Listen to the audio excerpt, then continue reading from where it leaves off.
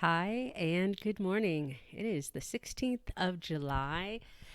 I have a new mic and I am just plugging and playing right now. I'm trying to figure it out. I'm hoping I don't have to do this for these kinds of videos. If I do, I'll just go back to the old mic. It's fine. And I will use these for other things, but I got it super cheap. And if it works for the things I need it to work for, so be it. Always gonna mess with the hair, right? So I hope you're well. I wanted to talk today about a recent experience I'm still having it, honestly, in experiments with manifestation. And I have been actively practicing manifestation, I would say, for about 5 years. Um, it didn't really start until I really started listening to Abraham Hicks. If you don't know about Abraham Hicks, you can get on the YouTube and learn about Abraham Hicks. There's books, there's YouTube videos. I talk a little bit about it on my blog on reademreaptarot.com. Just a little bit, which is really just links to stuff on YouTube. So, I guess that's not really true. I also have what's it called? The manifesto, also on my blog, which is sort of me. It's not sort of, it's me taking what Abraham Hicks says and what all the concepts around manifestation and narrowing it down and trying to make it as digestible as possible in terms of information. Because a thing that I've noticed is there's always too many words.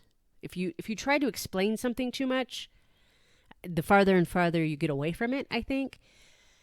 So, that's kind of what this conversation is going to be about. It's about making decisions to not play by the rules that we've been taught are the correct rules. If you've watched me at all, you know that I don't play by those rules. I practice not playing by those rules. The rules being of the social conditioning box and the idea of reality, and that's not how this world works and that nonsense. I tell you what, it's way more fun to not play by those rules, and I think you can get a lot more done. You can manifest a lot easier when you don't play by those rules.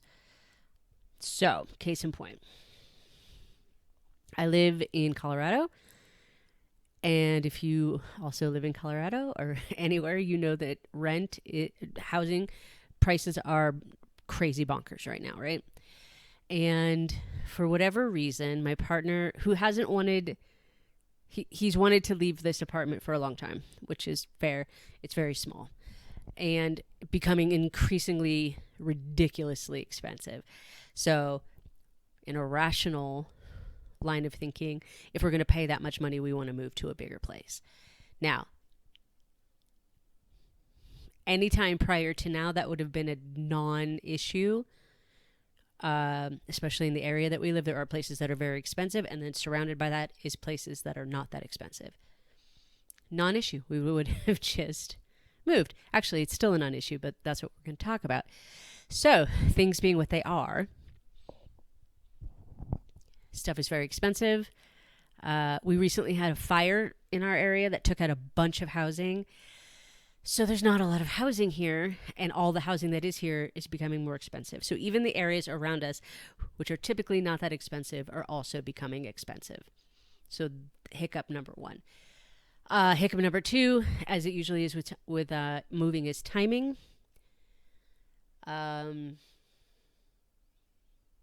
Three, choices, options, So, which leads me to the first part of the process of moving for us. When we decide that we're going to move, I make a list.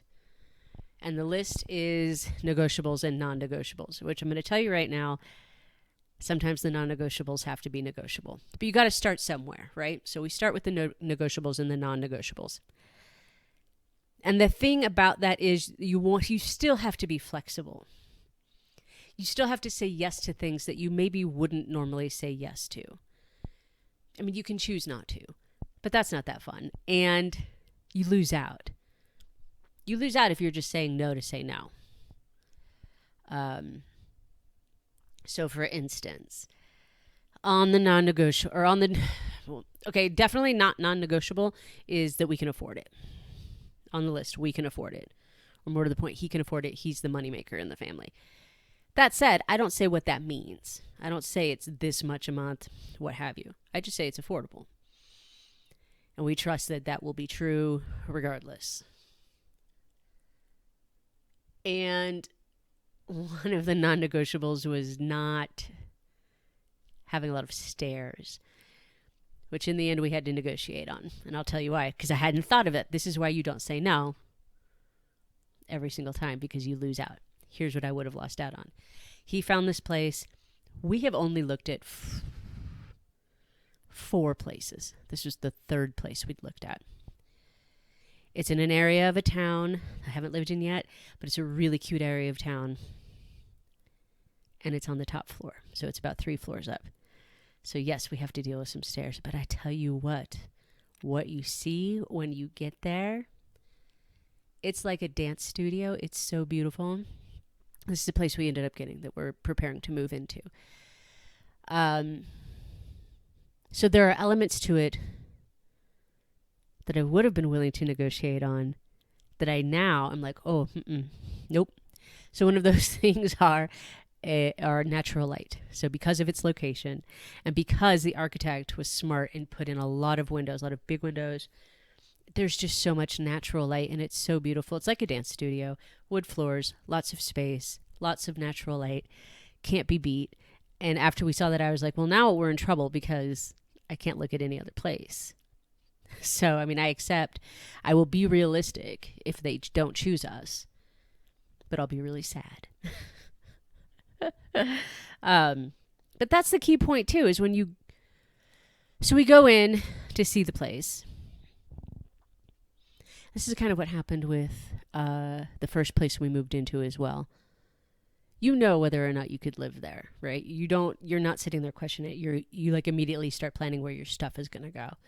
And you ask well, in this case, it was the people that own the place. If it's a management company, I don't think it matters really. But when you're talking to the owners of a house, especially when you're renting their place, I realized I choose to look at it as being a steward of their home because that's what's going to happen. They're ultimately going to move back at some point, not soon. But that's what we would be. So they're going to want people who love the place as much as they do, which in this case would be hard to not love it. But in terms of establishing a setup for manifestation, so a couple of other things that were on my list are, because I'm also looking for more work. It doesn't matter for him because he's a contractor and he drives around. So his work changes. I would like to be close-ish because I don't love to drive that much. But that will come into play later. So for me, close is like 20 minutes or less. But not knowing where I was going to work and not knowing where I was going to live, albeit we knew the area, we knew the general town, which is in and of itself not terribly large. So some parameters with which to work. So half an hour before we went to go look at this place, I had an interview with someone and he offered me that job. So I ultimately, within the span of a half an hour, I acquired work that I'm going to really love and in a place that I'm really going to love to live. So within a half an hour. Now, I would call that manifestation in an instant, right? That is not to suggest that there was no planning or any work that went into it. Does it have to be hard work? Nope. But do you have to be emotionally prepared to say yes? Yes. And that's not difficult, but if you're not there and you don't say yes, even if the thing you want is right in front of you, if you can't say yes to it, it's not going to be yours, at least not at that time, right? So in terms of the job, that was a series of yeses as well. So one of the yeses was, agreeing to go back into special ed work, which I haven't been in for a while. The next part of that yes was agreeing to do respite care for one of those kids that I worked with. And out of that, the mother suggested to me that I have a conversation with her daughter's behavior therapist. Yes to that. Just yeses, which is easy. If I'm being resistant,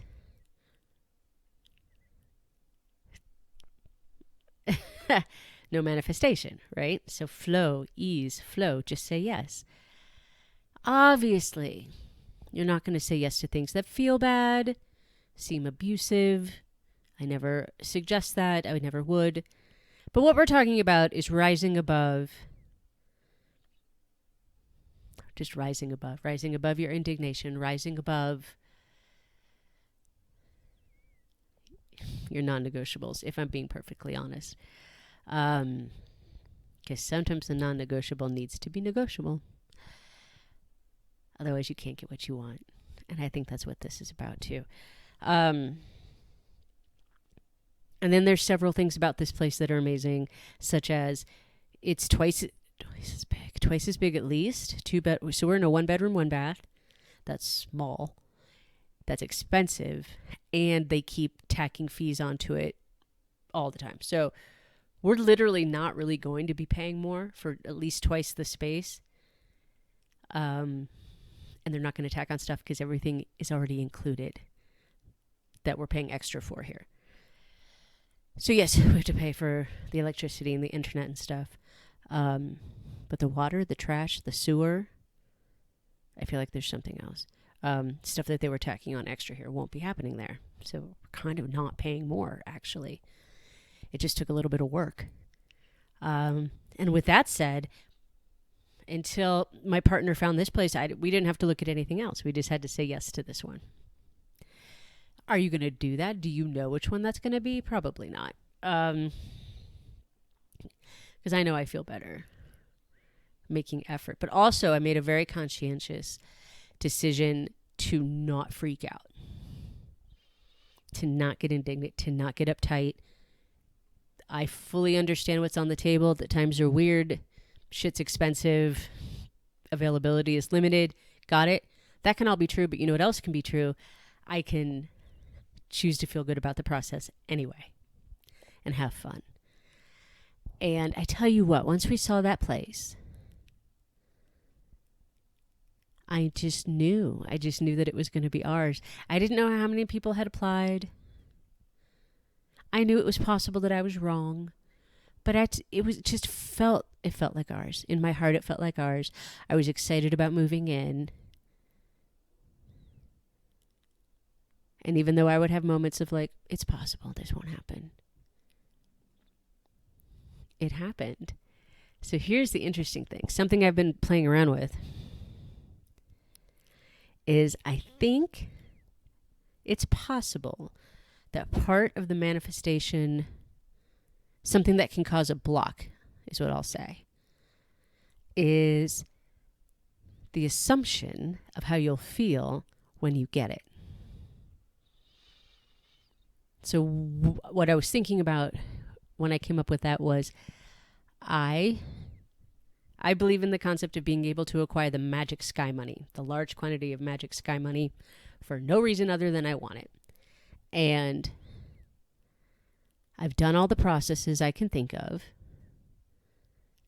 until I thought of the one that I hadn't, which was, and I'm just going to be perfectly honest with you, I'm not the most financially literate person on the planet, which is sort of the desire for the magic sky money in the first place. But we have to pay attention because we've heard stories, right? We have to pay attention to the fact that just because you receive the large quantities of magic sky money isn't going to make you magically financially literate. You're going to have to do some work. I'm going to have to do some work. I'm going to have to do some research. I'm going to have to become interested in learning how to understand money and the earth-based, tax-based scenarios that exist here and now in this time. And that's boring as hell. But I think subconsciously I knew that. So when you're thinking about wanting to acquire the thing and you don't know what the block is what you're going to have to learn about that thing. I mean, yes, if it's enough magic sky money, I hire other people to help me, of course. But I don't think it's in my best interest to remain ignorant. Not completely ignorant.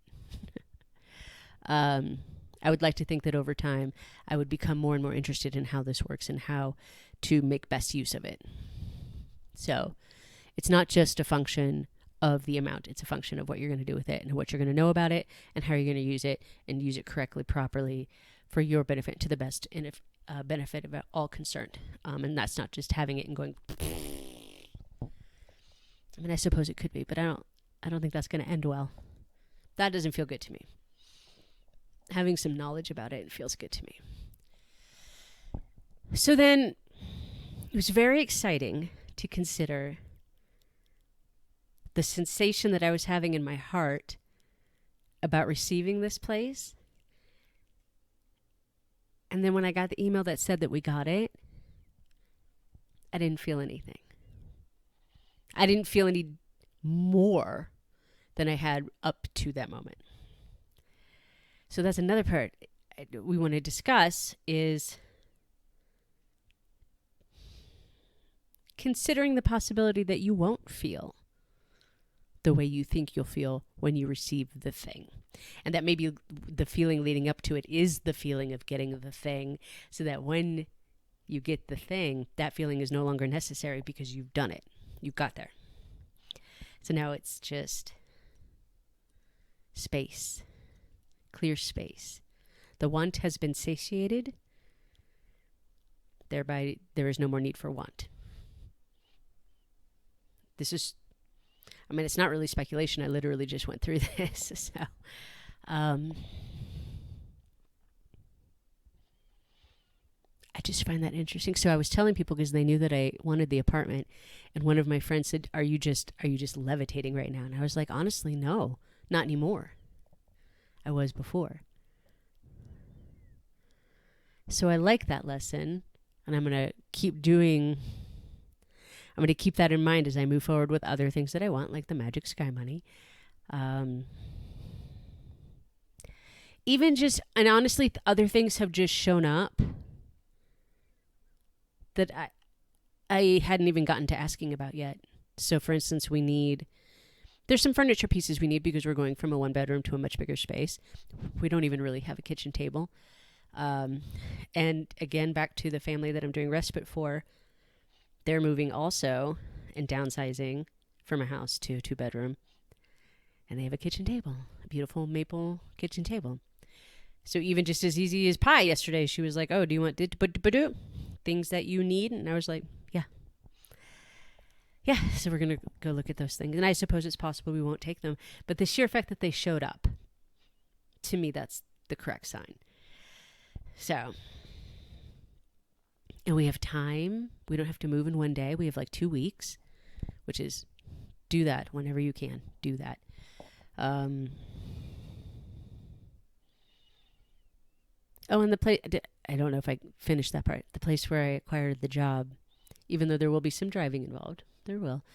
But the home office is like a 10-minute drive from where we're going to live. So living close to where I work was on the list, even though I didn't know what either of those places were going to be. So it was not a function of negotiable or non-negotiable. It was a function of trust and faith, which is delusional.